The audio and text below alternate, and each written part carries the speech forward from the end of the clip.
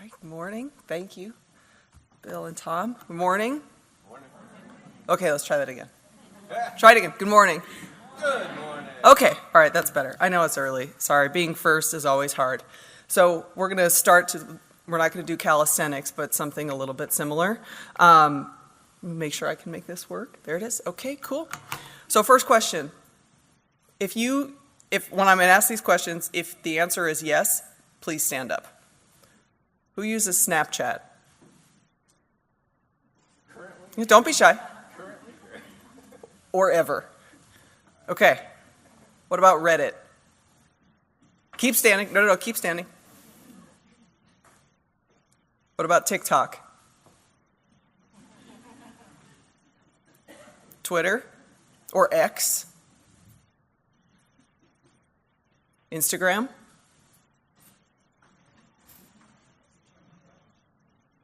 Facebook?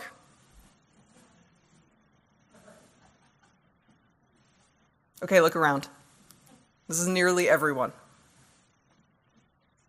So all of you standing here have some say in social license, which is what we're here to talk about this morning. Okay, you can sit down. Okay, now we're awake. That's better. Okay. Another question, and we can do this by a show of hands. Who has a mobile phone? Safe to say everybody? Okay.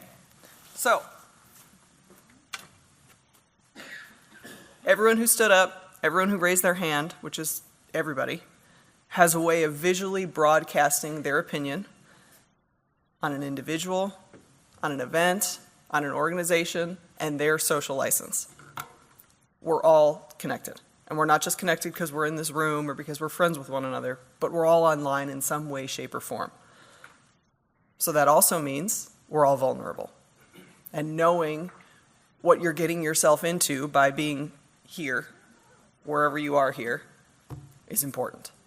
So now that I've sufficiently scared you, and hopefully have your attention, let's talk about why all of that matters and why we're here this morning. Social license. So first off, what is it?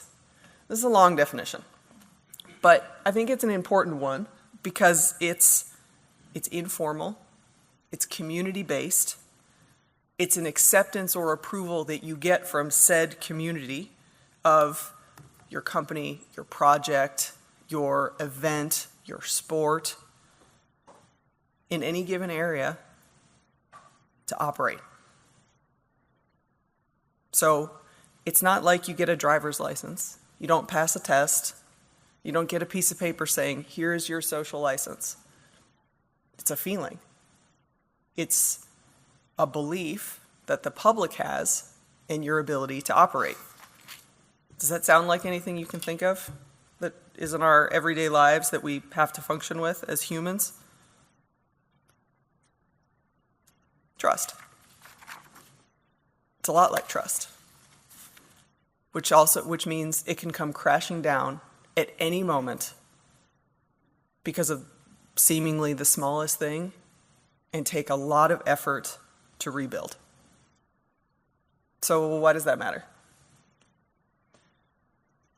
By a show of hands, how many of you think trust is important in your life, just in general? Did anyone not raise their hand? I saw most hands go up. Anyone? Okay. So would you work with or purchase from or join, get a job with, support companies or organizations that you don't trust? Would you feel good about that? No? Okay. So we know it's important. Thinking about it, taking another step. Would you get your water from a provider that previously polluted the groundwater and poisoned an entire community? No? Probably think twice about that, right? Think, maybe I'll move. It's happened. It's happened a lot. So why do you say no? You want clean water, obviously, but do you trust that company? Have they maintained their social license to operate? No. And they have actual licenses that they have to have, physical ones, and accreditations. But they've lost the one that matters the most, which is the trust. What about buying a product that contained asbestos? No? You probably think twice about purchasing that and maybe anything else that that company makes. Right? Okay. So you're probably thinking, Sarah, what does this have anything to do with equestrian sport? We're horse people in some way, shape, or form. And the answer is, it has everything to do with it. Because while these are examples of, they're real life examples of companies and corporations that have fallen into these traps, you operate with the same parameters in terms of social license. You actually, maybe more so, rely on social license. Probably thinking, how? Right? There are millions of us around the country, around the world. People love horses. We have hundreds of thousands of participants in competition every year. Why should we worry? We're good. And while all that's true, how much do you know? In this room, everybody has their discipline, right? Your discipline, your breed, what you do, what you focus on. How much do you know about the rules of other disciplines or the training practices? A lot? A little? Some? Would you feel comfortable operating in their sphere just thrown in cold? No, probably not. So take that knowledge, right? You're all part of equestrian sport. And we just had a pretty good representation of, I know what I know. I know in my area, I'm an expert in my area, but beyond that, I'm not sure. So what about non-equestrians? Like me? Like these two? Well, one of these two. I like horses. I think they're amazing animals. They have so much to offer, but I've never been on one. And I let alone know the intricacies of riding, competing, jumping. I know nothing about any of that. And frankly, sometimes I think, wow, that is darn impressive on both the human and the animal side. So conceptually, I get it. I watched the Olympics. I watched those two go out to Versailles and kind of test things out. And it was great. And it brought the world into equestrian sport for that moment of time, which you can't buy that sort of publicity. It was awesome. But it's different for people who don't do this day in and day out. And the fact that you compete on an animal makes it all the more important that you maintain your social license, or at least are cognizant of it. Why? Any thoughts, just right off the bat? It's before 9, we got to shake the rust a little bit. Any idea why it's more important for, say, an equestrian than maybe a bobsledder? Yes. I don't know if everyone heard. Horse. The bobsled is a living being with feelings, emotions, health that they're responsible for, Did everyone hear that? like any other sport. She said the bobsled isn't a living being that you're responsible for. And that's right. A horse isn't a bicycle. A horse is a sentient being, who's highly intelligent, has feelings, has opinions. He's probably going to tell you those opinions. Not with words, but with actions. And that's different. And that is a much higher bar of responsibility for all of you. And I don't say that to scare you, because you all know it already. You all know that taking care of that animal is responsibility number one. Animal and rider, 1A. And as a non-equestrian, I think that's fascinating. I also think this is what I know, what I see on social media. So you see these happy photos, fun videos, things that go viral, things that are heartwarming. And it's great. And it's whether or not you like this as a representation of your sport, to the outside world, that looks fun. That looks really like, I want to be a part of that. I want to be with this horse that's sticking its tongue out for the camera. How great is that? But for all of this, for all of these, and you can see hundreds of these, It only takes one video, one photo of something awful. Whipping a horse over their head, a horse bleeding from its mouth, a horse collapsing. For all of that, all of this to erode. And for me to say, nope, I can't, I'm not interested in that. I can't support that. Look at what they're doing to that animal. That's wrong. I think that's wrong. With my very, very limited knowledge base that stemmed from this happiness, but one thing tore it down. Yikes, right? One thing versus hundreds of things. One negative can completely outweigh all the positives. Because we like negative things. As a society, they take hold. And they travel. They go viral.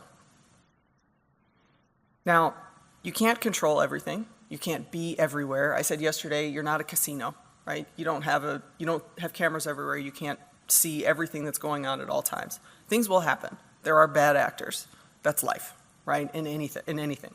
Any endeavor, any sport, any company, that's how it is. But what you can control is how you, as a community, and you are a representation of your community, who then can go out and talk about this to others, because we obviously all aren't in this room. You can control how you act within the sport, how you establish rules and regulations that speak to the safety and treatment of horse and rider, and how you respond to adversity and events when they occur. Not if they occur, but when. It will happen. Thinking that it won't is not a recipe for success. And if you've spent your time building up your trust, being transparent, working with people, working as a community, talking about what you do, sharing things like this, you already have a foundation. I used to work in politics, and we'd call that political capital. Sometimes you have to spend it, right? You build it up, and then you have to spend it. You got to pass this policy. You got to pass this bill. You got to make this deal. And you have the political capital to do it because you've spent the time building it. It's just another way of talking about trust. You've established the fact that you're a known quantity, you do the right thing, you follow the rules, so then when something happens, you have that to fall back on. And people within your community and outside of your community will most likely give you the benefit of the doubt. But, because there's always a but, right? There's always something. That trust that you've spent years building up, it can evaporate in seconds. I would say minutes, but it's really seconds if you're not careful. If you don't act quickly, if you don't act decisively. And we're going to talk about what some of those things are and how you can make sure that you're protected. But first, let's talk about how you lose it. How you lose your social license. How you just take the trust and just wipe it off the table. Some idea. Does anyone have ideas? How all the goodwill that you have, say you're starting at 11, how could it come crashing down to a 1 or 0? Let's say something happened. There's an event that happens. We'll just keep it as generic. A bad event goes viral. No response. Yep. Because then what happens? Someone else tells the story for you, and the void is filled with all the other information instead of the information that you want to share. Even if it's not great, at least you're the one sharing it. You're putting the facts out there. You're taking responsibility. You're owning it.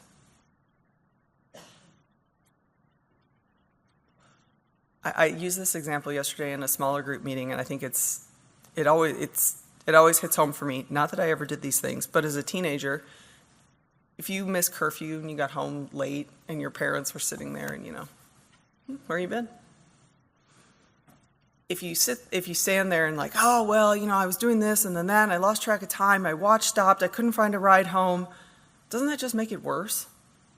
Don't your parents look at you like, just own it? Is it better to try and tap dance and come up with a whole bunch of excuses, or is it just better to say, yep, I was wrong?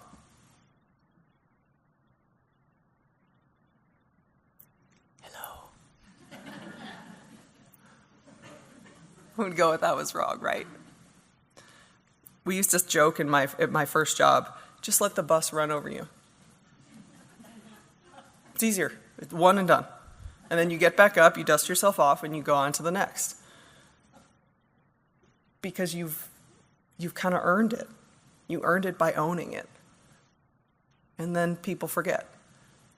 If you don't do that, people remember. And their memories are very, very long. So a few ways, these are just 4. There are countless, but these in my mind are the most pressing and the most obvious ways that gone. You take all the time, all the goodwill, and everything evaporates in moments. If you don't act responsibly, right? That seems pretty straightforward. Doing the right thing is always the right thing. I know that's trite, it's some sort of saying, and it's also true. If you act responsibly, if you do what you're supposed to do, then you will be within bounds. If you don't, you're setting yourself up for failure, no matter what, in life. Just put that down as a life rule. The second one, if you don't establish rules for safety purposes, given what we talked about before, that there are 2 living beings, those rules become even more important, right? There's no rule for a bobsled. I mean, there are of how you're supposed to use it and ride in it and push it and all of that. But there's no rule about keeping it safe. They crash all the time, which is scary. But you have to keep the horse safe. You have that responsibility because they can't do it for themselves. Or rather, they can tell you what they need, and you need to listen. If you don't respond quickly, we have what we talked about before. Somebody else is going to fill that void. And online, it's going to be a bunch of people typing with their thumbs and spouting off opinions quickly, whether they're informed or not, just throwing bombs. And you're not responding. And so the more they come, and you're not responding, and you don't act. And so now you're very behind the game. And to try and come back to make up that delta, you may not be able to. You also have to be human in your response. And what do I mean by that? Are there any lawyers in the room? Is anybody here a lawyer by training? You don't have to raise your hand, it's okay. Lawyers have a great way of using language that is safe, but means nothing. And you read it, or you hear it, or you watch someone and listen to them say it, and you think, okay, sure. Versus a heartfelt statement that is human in nature. It comes from here, not here. If you can marry the two, great. But if you respond like an automaton, not saying that lawyers are automatons, no offense. If you respond like that, that's how it's going to be interpreted. Cold, they don't care, they're just trying to protect themselves. As opposed to, they really feel this. They know that this is a problem, and they want to make it right. Sometimes it's the difference of like 2 words. And I can't tell you how many times in conversations I've had with lawyers, whether inside counsel, outside counsel, about this. And it's always, well, we have to do. It's like, well, that's fine. We have to protect ourselves and our ability to continue to do business. Okay. But if nobody trusts you, you won't have a business. You won't have an operation. It won't matter. So you have to find that medium. And you have to, the more you can be human in what you say, the better.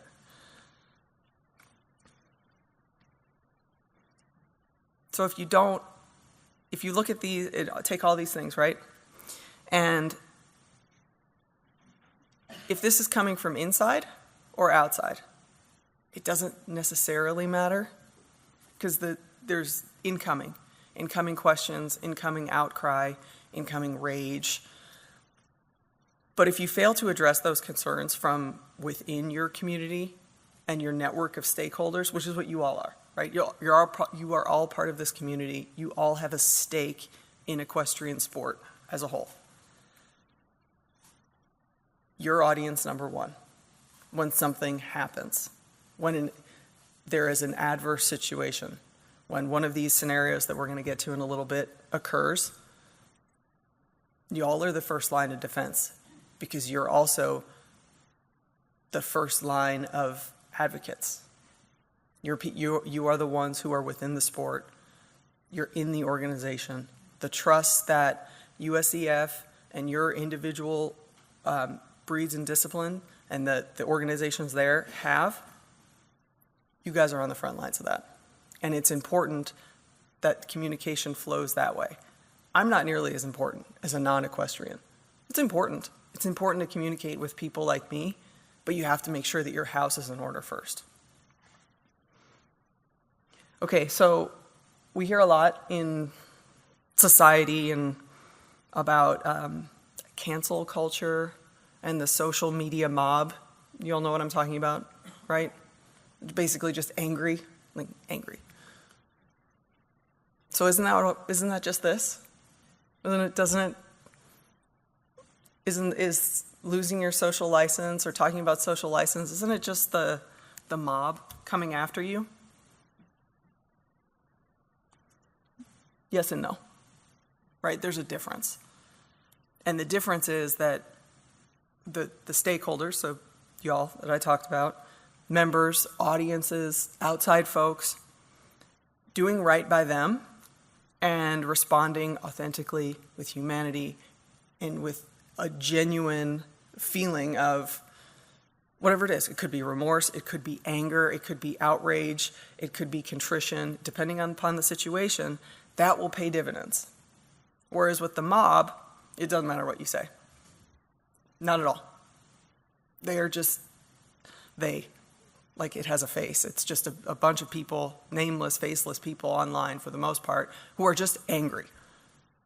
They live over here or over here. Most of us live here. And if you try and please them, it'll never happen. It's like arguing in the comment section. You're not going to get anywhere. It's fun to read sometimes. It's entertaining. And you think, wow, people have a lot of time on their hands. Especially the ones who write like the long paragraphs. Who does that? Why? Who's reading that? I see those that just keep growing. So the mob, you kind of have to, you have put over here, right? They're the online trolls, which I think is hilarious as a name. So don't focus on them. Focus on your stakeholders or potential stakeholders, like me. And others, people who are in the Olympic movement, people who are interested in horses, in sport, looking forward to LA, all of that. If you invest in those folks, and you keep the mob over here, you'll be okay. Because as I said, nothing will ever make them happy, and then it ends up looking like this guy. Which I probably think he's maybe yelling at like a sporting event, like, no! But anyway, this is the best photo I could find. I have some examples that I wanted to talk through of real-life examples of companies who maybe didn't do such a good job. I purposely did not, for these examples, for the table exercises, they are purposely equestrian sport focused. These are not, because there's something that I think we can all relate to, but also we know what happened. So the first one is De Beers. Diamonds? Yes? Okay. Anyone in here who has ever been engaged, if you got a diamond ring as part of the, will you marry me, you can thank De Beers. Or not. They were the folks, they were the company that came up with the marketing campaign, the ad campaign about diamonds. That you can only get engaged if you have a diamond. Diamond is forever. All of that. That all came from them in the 30s. So it's been a while. And they were always the global leader. And in the 90s, do you all remember the term blood diamond? Yeah? I mean, heck, Leonardo DiCaprio made a movie with that name. Not great for the diamond industry. Talking about unethical practices and the environmental consequences and just the human consequences of mining for diamonds. And they went into full-on crisis. The diamond industry, but mainly De Beers, right? They're the face of it. They're the diamond is forever, all of that. Those black and white ads with the diamonds cascading down. I thought they were pretty. But after a handful of years of kind of thinking, this will go away, it'll be fine, it's not, the pressure isn't that high. The pot hasn't boiled over. In the early 2000s, they couldn't, no more. They couldn't ignore it. Investors were angry. Activists were loud, as they are. And sales were at risk. But so is their reputation. If you're telling me that in order to make one of the biggest decisions of my life, I have to buy a diamond, but you come by these diamonds in a way that leads to people dying, doesn't sound so good, right? So I will go through what they did, but what would you do? What are some ideas of what, if you found yourself in that situation, what would you do? Prove they're ethically sourced. Yep. Promote it. Correct. What else? I hear whispers over here. No. Okay. Yeah. Would you maybe set up some sort of governing body, some sort of clearinghouse for your product to make sure that they're clean? Maybe? Seems like a good idea. Would you then rebrand everything so that, forget what was over here, this was in the past, now we have this new thing? And that's what they did. So they had a 4-step plan. Certification scheme, as it's called, but that has a bad connotation in the US, but in Europe, a scheme is a good thing. It's funny. But yeah, so they set that up in 2003. A certification process for all of their diamonds. They had a best practices assurance, take our word for it, program. And then they went about rebranding and marketing it as Forever Mark, which you now see in a lot of commercials. A lot of women are nodding their heads. Yeah, we know. Yeah. So not only, and they did this, just them, not the other producers, because they wanted to send a signal. We're serious about this. Things are going to change, and we're going to be transparent about what we're doing, and you should too. And if you don't, we're going to come and eat your lunch. Has anyone here ever been to SeaWorld? Did anyone see that documentary Blackfish? Did you ever think about going to SeaWorld again? I don't really need to go through the case study, but that is an example of one piece of media, one documentary, looking at the practices of something that on its face looked fun, looked beloved, look, orcas, other marine life, jumping up and down, doing fun tricks. Seemed fun, they had nice commercials. I never went, but because I live in Chicago, it's a little far. One documentary essentially took down SeaWorld because it showed just what it was like for one orca, but that was the focal point, living in captivity, and how it was treated, and their breeding practices. And it just cascaded upon itself. But instead of acting, like in the De Beers example, they did this. They ignored it. Their first response was defensive, which, don't ever do that. Don't ever, if you're ever responding, please try not to be defensive. It never comes off in a good way, and it always looks like you're hiding something. Their stock tanked, sales plummeted, and eventually, finally, they moved in the right direction. But I think based on just our small sample size here of folks who had been to SeaWorld, saw the documentary, and never thought about going again, I think we have the answer to our question. So it's real. Social license is real. It's a fancy term for something that is very real and very much a part of all of our lives, whether we want to think about it or not.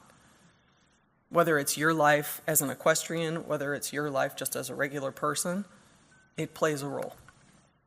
And being cognizant of that and knowing what you can and can get out of it, and also how to build up your capital so when something happens, you respond appropriately and hit all the marks that we talked about here, it matters. It's probably the difference between surviving and not.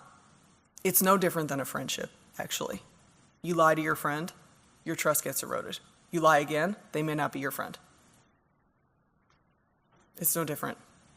It's just on a greater scale because there's more of you. There's a community involved. You have stakeholders. You have people whose lives and jobs depend on it. Not that that's a reason to do the right thing, but the lives is a reason to do the right thing, especially when it comes to the horse. And the bar is that much higher because you have two living, breathing things doing one thing together. It would be different if you were a cyclist. Then you'd be talking about doping. Lance Armstrong. That was a joke. You can laugh. It's okay. I know that there's doping in all sport, but they really ran into it. Okay, so what we're going to do now is... Oh, I did this already. Oh, I didn't realize I had these in here. Well, there we go. Cascading diamonds. Well, let's look at them. Ooh, cascading diamonds. Oh, orca. That's over. They don't breed anymore, by the way. They stopped doing that. They had to. But they've never recovered. Okay, so I'm going to do some breakout sessions. So we can do it by table. If you're like a half table, if you two want to join with them or the folks behind you, great. I have some scenarios. They're real world scenarios where these things happened. The goal of this is not to talk about, oh, I know who that was. I remember when this happened. It's not that. The goal of this is to talk about what, in the abstract, what happened. Why was their social license in danger? And this is all on the sheet, so you don't have to write it down. Why was their social license in danger? How do you respond? If you were put in this situation, what would you do? How would you respond? In what manner? Would you have a statement that you put out? Would you respond online? Would you dive into the comment section? Would you hold a press conference? Depends. What do you say? And then what are the considerations that you're making during that process? So what I'm going to ask is what time is it? So it's 9:15. All right, so I think we'll give each group about 15 minutes to talk about this. If you can have one person be your representative, we're going to share what we learned and then see where we land. And then we'll have time for questions at the end. All right? Is everyone wrapped up or wrapping up? You have your brilliant responses to each of the scenarios? Yeah? Okay. All right. Let's see what you came up with. Who had scenario one?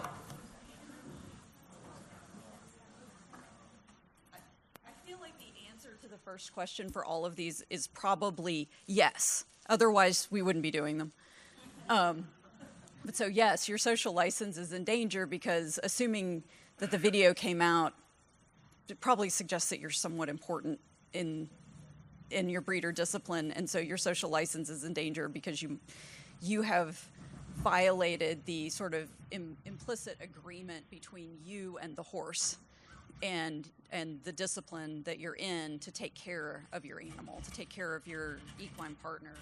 And so your social license is definitely in danger, and you're probably going to be canceled if you don't move quickly enough. And then how do you respond?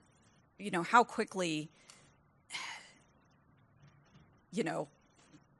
if you're the person, as soon as possible, but you also want to respond in a correct way. And you want to respond quickly, but you want to respond with humility and accepting responsibility but you don't just want to say, my bad, I was having a bad day. You want to not just drop the problem out. You want to present the solution. That yes, this was an awful. Does not represent me as a person. I am taking, personal and professional steps to address this, and depending on what those are, you may want to provide some insight on them. And then accept responsibility for any of the consequences that come from your action, would be how we think the person would need to respond. And that would be the best case scenario as an organization, is if the person who is at the center of the video responds in a way that would be an A or an A+. In quickly accepting responsibility, because as an organization, you have to be prepared for them to not respond well, or for them to respond kind of in a meh type of way. And so as an organization, from the moment it gets on your radar, you kind of have to have, how do we respond if they don't step up to the plate? But it would be nice if they come out and respond quickly, and then the organization, we can put out our message. But our message would be, the safety and well-being of our equine athletes is paramount. We don't condone this behavior. This is bad. And that we are moving swiftly through our process to gather the appropriate information. And then just kind of leave it at that. But we don't want to. We were talking about press conference or no press conference. I think generally the view on either one of these is no, because you can't control it. And it can go down a lot of rabbit holes. I think of the Ted Lasso press conferences that never ended up going, but this would be bad as opposed to funny. If only they were all like Yes, if only they all worked out like that, where there was a lesson at the end, but there's not. And so that's how we would respond. Right. Did I miss anything? Well done. What does everybody think? Do we agree? Do we agree? Yeah? Good response? Yeah. What about one question? From the organization point of view, do you think you come out right away and say, you're suspended while we investigate?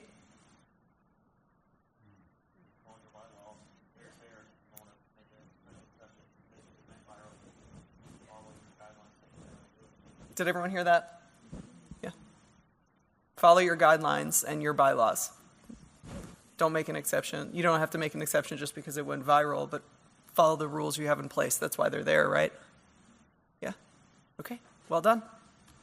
All right, scenario 2. Who has scenario 2? There's going to be 2 of you who have scenario 2, I think. So we approach this as a governing body, like a horse show management or governing body. It says at a horse show, a horse is bleeding from the mouth, which it can be kind of vague in some ways. Did this go viral? Is this on social media? So is our social license in danger? Absolutely, because it is an animal cruelty and humane issue, which is pretty prevalent nowadays. So if it's a USEF show, chances are it's already been addressed, investigated by a steward as the horse is either going in or out of the arena.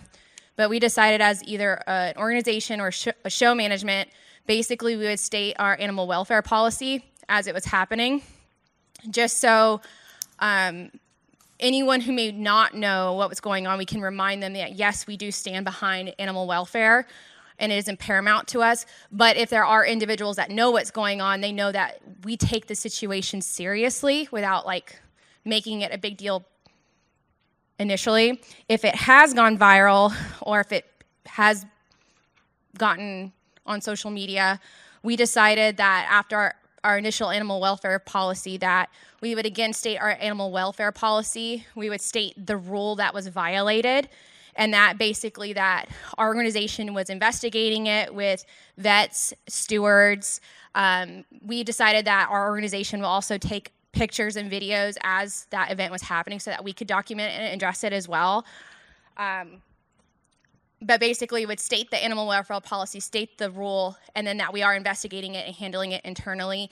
And then basically, we would wrap up that post or that PR statement with that we stand behind the horse always, and that their safety and animal welfare is most important to us. Good. Okay. Well done. And you think you'd communicate that via statement online? Yes. Okay. Yeah. Initially on social media, and then if it became an issue, our organization could set out an email release with, like, if it became a whole issue, it Yep. via email to our membership as well. Yep, makes sense. Okay. Competing scenario 2 over there. Good morning.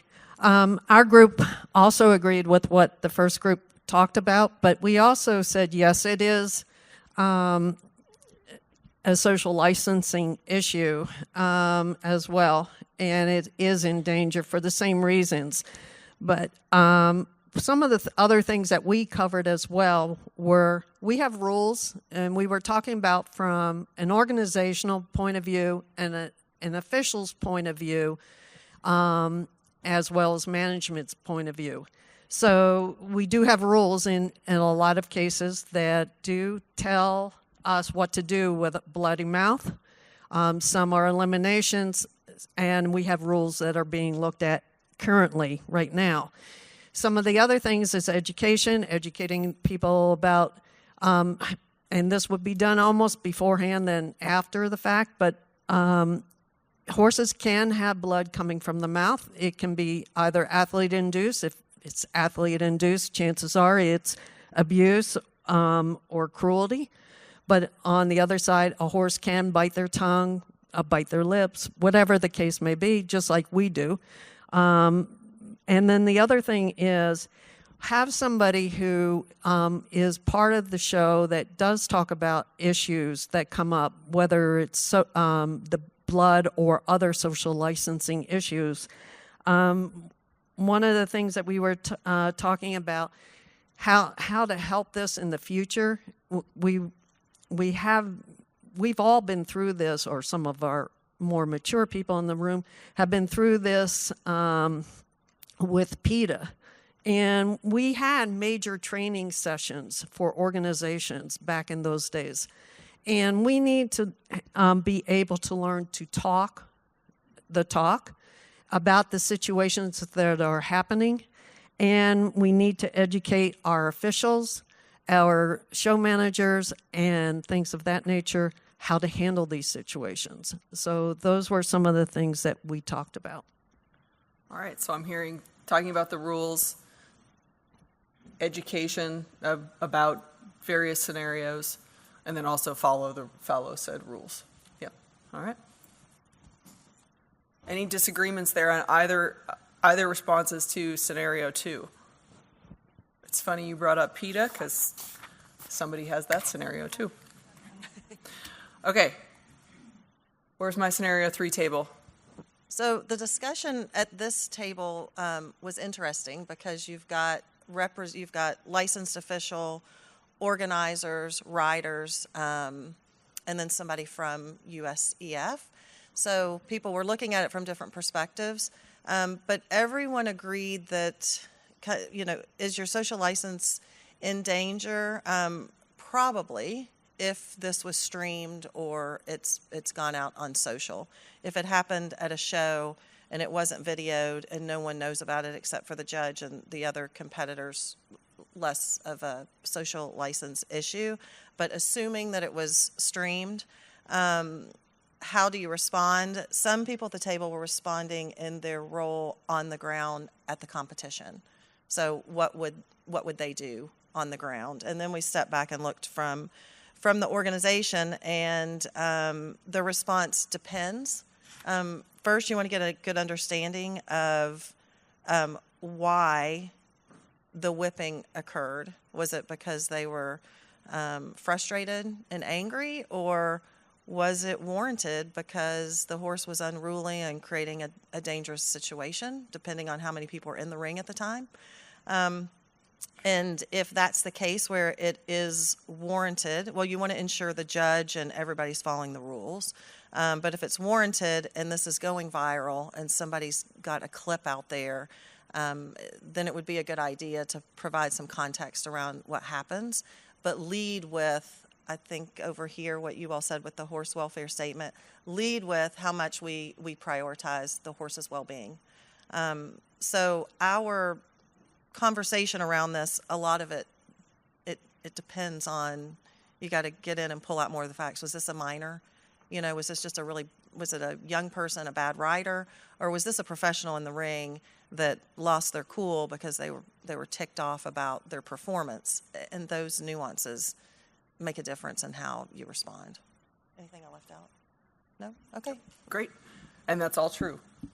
Everything is situationally dependent, right? There are all sorts of questions and factors that you have to take into account when you consider these questions and then the next ones. And that's a good way to think about it, responding on site with, and that's an interesting mix of folks that you have at the table too to play out that scenario. So thank you. All right, where's my scenario 4 table? All right. So for this one, because we did not have a location, we went down 2 rabbit hole paths. One being that if this was occurring on the showgrounds, that it would be the licensed official or whomever is seeing it to take action. Yanking just the term in general, the way it's described, would be a concern from an animal well-being standpoint, and action should be taken based on that word alone and description.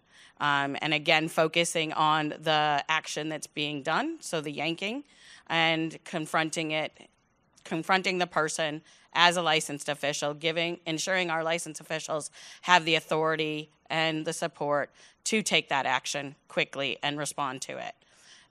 If this was something that was posted to social media that we were receiving, again, focusing on the terminology of yanking, that would be something that we did not agree with, and that we wanted to focus on the horse's well-being, and that this should not be condoned, and attention needs to be brought to make sure that action is taken to prevent it from happening in the future. And then the considerations, we act first and then consider, is what we talked about, is making sure we're addressing the horse's well-being first. And then the considerations would be after the fact, making sure we have the tools, the education, and the resources for all of those that may be involved in the scenario, whether it be a public bystander who reports this to an official, making sure that the public knows that there is an opportunity to report it and action will be taken. Again, focusing on the well-being of the horse is our priority. As far as whether a statement would be issued, that would be dependent upon if it was posted on social media versus if it was something that only limited people are seeing in person and addressing it in person. Did I get everything? There you go. All right. That's good. That's a good way to think about it. And I purposely didn't give a location because I wanted you to think about it, about where and the considerations that go into that. And also knowing that just because, okay, it didn't go on social at this point, but people saw it, and you can't unsee something. And so maybe they're talking about it. And so it's good to think, I'm going to have this response ready just in case. Okay, who's number 5? All right, hello. Okay, so we had scenario 5. When we read this, the first thing that our eyes went to was, okay, well, what's irregular? And so we kind of looked at this a couple different ways. So one of those being, how far does see something, say something go? And for us, we said it's important to say something immediately because social license is always in danger, as we have been discussing. And so for us, the first thing that we would do is, when I was reading this, I was thinking, okay, this might be someone who's not as familiar with the breeder discipline at the competition that they're viewing. And so for us, we would seek out a licensed official. So for us, we said, okay, we're going to approach the steward to just say, okay, this is something that I saw. I'm not really sure how I feel about this. Is this appropriate? Am I missing something? Is this allowed? Whether that's like a rule violation or a practice that could be alarming, obviously, to the public eye. And so that was our approach, is to find a licensed official. We should never approach that individual because that can become confrontational. Maybe you don't know what you saw. Maybe it is appropriate. It could be an educational experience. So documenting what you saw, whether that's picture or video, or just, again, approaching a licensed official to say, this is what I have. Can you kind of walk me through this? At that point, then it would be the responsibility of, said steward to take it further. So we've got documentation. We have processes in place, as we know, through the Federation, of what happens from there, and if an investigation needs to take place, what needs to happen on site as well. But at least from a social license standpoint, we know, okay, we've got documentation of it. Let's turn this into an educational experience. I can, approach Candy and say, hey, Candy, that's not really the way that we do things. We can go over the rules and say, that piece of equipment is actually prohibited. Let's go ahead and switch it out. That's a practice that we don't allow on our competition grounds. Or we can educate the individual who's come forward and says, this kind of looks a little wonky. Can you talk me through it? But yeah, we really leaned on the education and learning opportunity, whether that is for the individual who approaches you, the individual in question, or just kind of for the public eye. But it's always important to take the situation kind of head on instead of wait until there could be a potential larger issue. Well done. We have 2 scenario 6s. Where are my PETA people? So we had scenario 6. PETA shows up at your event show. What do you do? So we, took this from understand the purpose, notify the officials or the PR person on the grounds. On the question of, is your social license in danger? We said yes. Understanding the intent of PETA, we want to make sure that we have a sense of awareness. And then how do we respond? So we talked about how quickly as possible or as fast as we're made aware. What do you say? Try not to be defensive, but also there was another. Get ahead of it. Try to make a preemptive response with photos to combat any negative messaging that might come up. Yeah, I think that's it. Okay. All right. Let's listen to the second table with scenario 6, and then we'll share thoughts. Is it on? Yep. Right. Yes, it's on. Okay. So we're number 6 as well. So yes, the first question is, is your license in danger? And of course it is. These guys are not coming to have a cup of tea with you and watch the show, right? They're not nice guys, so we have to be prepared. And to me, it's no different than having, the dangers, the threats in sport, they're everywhere. And they're not going to be any different than anybody in your group watching, making a video, and being also what I call detractors. They are everywhere, these guys. So the thing of this is, for me, prevention, because prevention is the cure, and you have to be prepared. So in this scenario, we will have a protocol with a list of things, of do's and don'ts, and how we deal with it. And then on that list, for me, there is a way of dealing with it with securities is one thing, dealing with the rules when we have a stewards and what have you, but it's also having somebody in charge in the group that can deal with a representative of the threat, so in that case, PTA, and also having another representative in our group that can deal with the peers, the athletes and so on. How do we want these guys to deal with the threat? So it is really all about having a protocol beforehand and being really well prepared, having the right documentation that is being shared to the right stakeholders, and it should be the same really across all the disciplines. To me, it's a very simple thing. It's just preventing it and having a document that has got a structure, and how do we deal with it from the leadership to the actual bottom line of the athletes and the staff and so on. Okay? Yeah, thank you. I think on this one, depending upon how many people show up, right? If you have 100 people, that's one thing. If it's like 2 people, Well, maybe you take your best spokesperson and you say, come on, let me walk you through this. Let me walk you around. See why this is, what we do here and why it's, I know that you have a thought, you have a notion in your mind. Let me show you why that's not the case. Sometimes that humanity goes a long way. But to the preparation point, you've got to have somebody there who can do that and who has the stature and the charisma, the education and the know-how to do it. But that's sometimes seeing really is believing, especially if somebody comes in hot. It's like, well, let's figure out how to take it down. And I'm not saying you're wrong. I'm saying let me show you why I think we're correct and we're in the right. Thanks. 7. Okay, so we had scenario 7, which was a horse dies at a high-profile competition, and we talked about it as in an organization standpoint.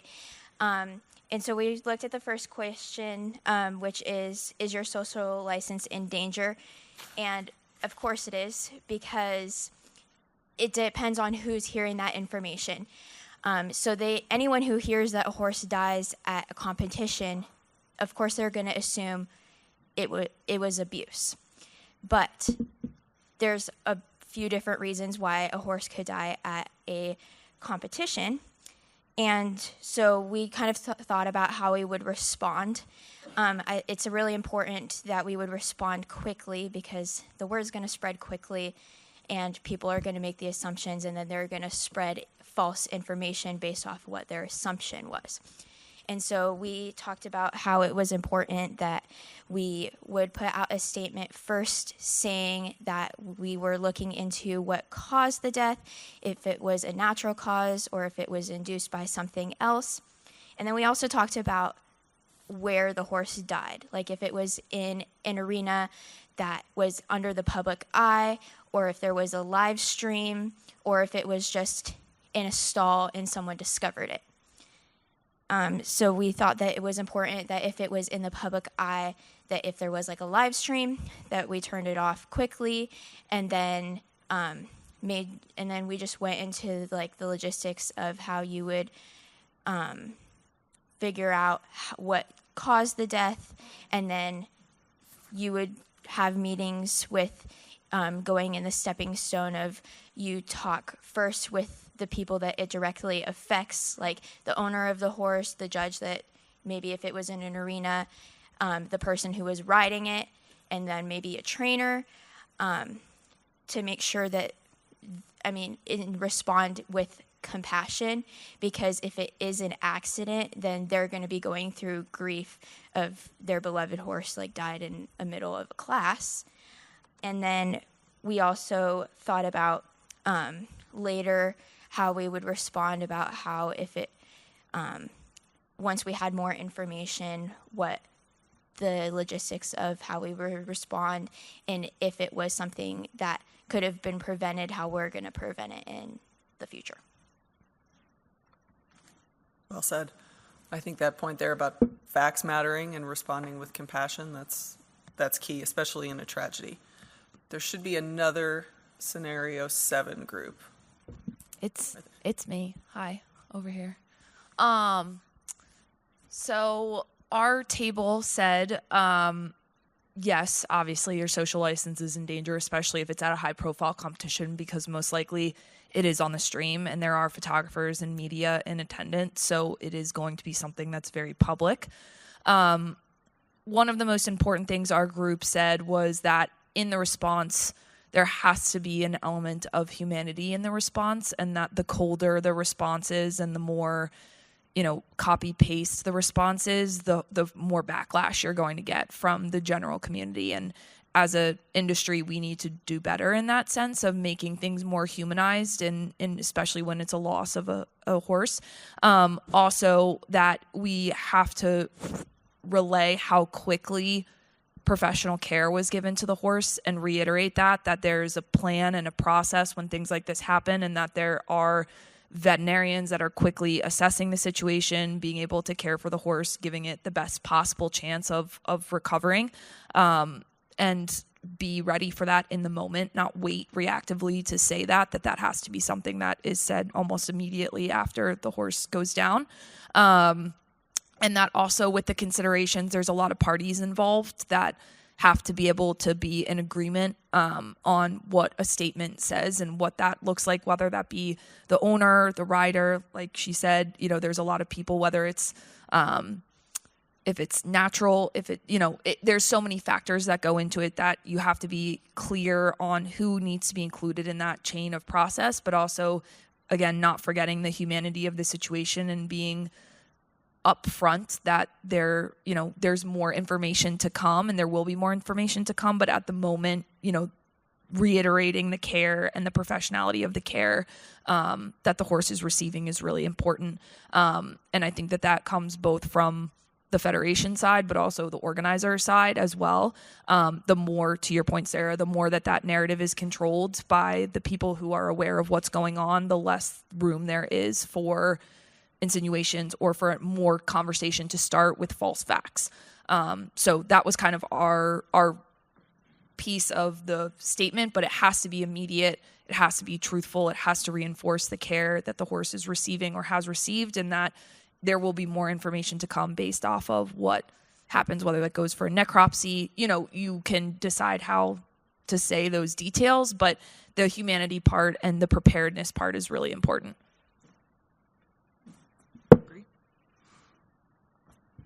8. We should have 2. Okay. Hello.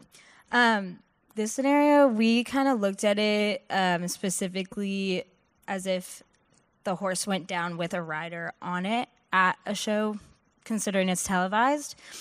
So if the social license is in danger, we said yes, because the horse and rider, both their lives could potentially be in danger, whether they pass away from this event or just get critically injured.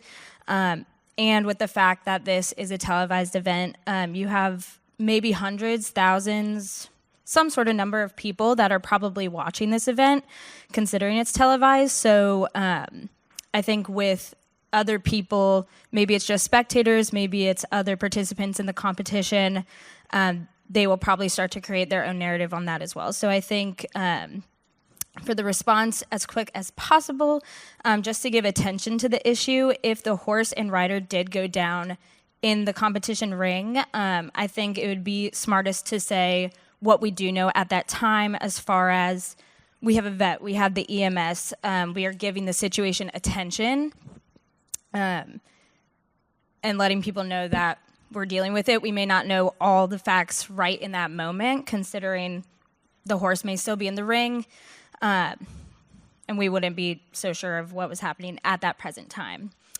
As far as considerations to make before responding, so we kind of looked at it as like, if it is a nationally televised event, we were considering that there might be broadcasters as well. So in that case, kind of cutting the televised portion of it, letting the broadcasters know how to go about this certain event and what to say, making them aware of the situation. We also talked about kind of the sensitivity, remembering that this is a sensitive subject where it could result in the loss of life or injury to the horse or rider. So it was important for both aspects to get the horse, like the trainer, everything, owner, trainer for the horse, but then remember that, there's people backing this rider as well. So it's kind of two that go hand in hand. And then another thing was just being aware of an emergency procedure or plan that is in place for the competition. I know a lot of competitions usually have some emergency prep plan as far as if these things happen, let's say it's in the show ring, just being aware that we are trying to follow a procedure and the policies that go with whatever this competition is. And, we're going to update people as quickly as we can as we know more, as we're handling this event as it's unfolding. And that's kind of it. All right. I think that that's an important point, that you want to share facts as you know them, not as you think they might be, because it's harder to walk something back. So sharing information in real time is important. You just want to make sure that that is actually solid information and you know that that is in fact what happened, and then you can share more as it becomes available. There should be one other 8.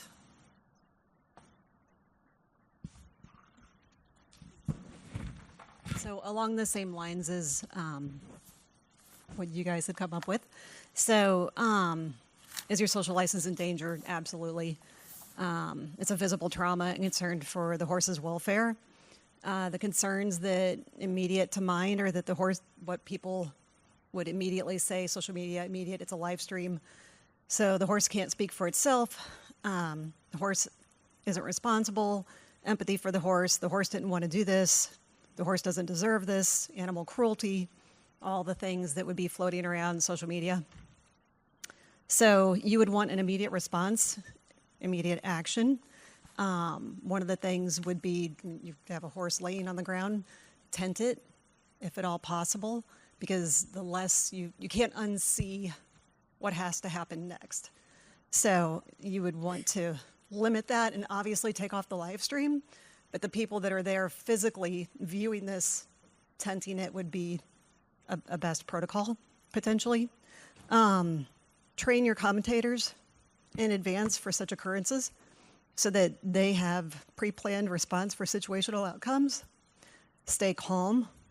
Explain the situation and responses, and that there's teams, vets, staff, a horse ambulance are on site with immediate response and triage for the horse, animal welfare, all the things that occur and that are happening for the animal, obviously with empathy. Explain accidents do happen in all sports. Explain the situation that occurred and that is known. Discuss safety protocols, vet checks, conditioning, frangible fencing, technology if it's a venting situation, and other safety measures the sport has in place for the safety of the horse. Everything that you tell people, you want to make sure that it's factual, that it's accurate, and then discuss the bond between the rider and the horse and the team behind the horse, and the love and just the empathy and what's put into the team, not just from the rider, but from everyone that goes into making this happen, and how loved the horse is, and that they're doing everything humanly possible, that updates will be coming and forthcoming as they know things.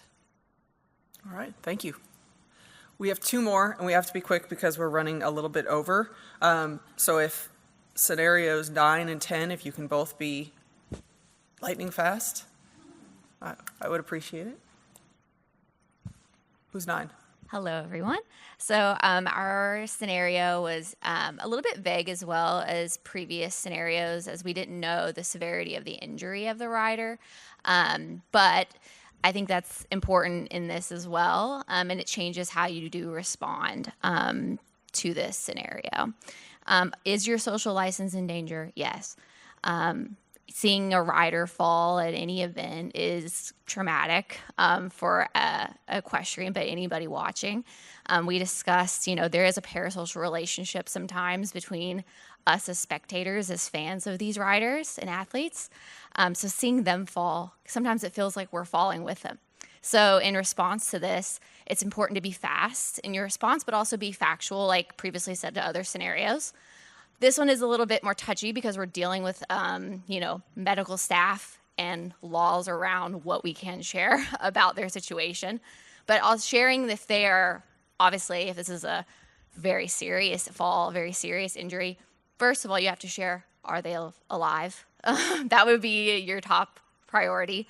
But if this is something that's not as severe, just sharing that the rider is okay and being evaluated by medical staff.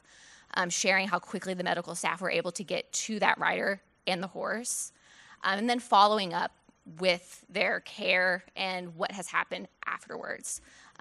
So yeah, that was our response. Great. Thank you. And last but not Welcome. least, 10. So we have a rider that is killed at or dies at a horse show not wearing a helmet. Of course, we're in danger of losing our social license.